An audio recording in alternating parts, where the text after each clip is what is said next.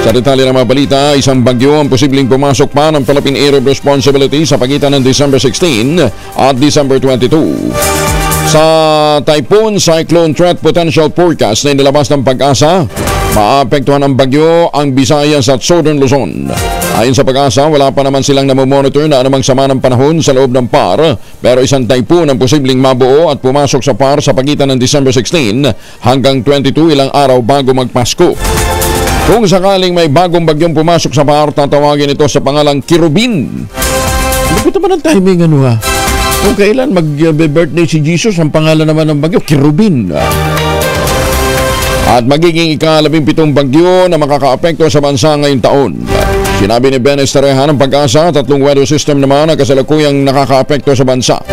Ang amihan na magdadala ng mga pagulan sa Northern Luzon, shear line na makakaapekto naman sa silangang bahagi ng Luzon, at Intertropical Convergence Zone na makakaapekto sa Mindanao, Palawan at Visayas. Ihanda pa rin natin ang ating mga emergency kit.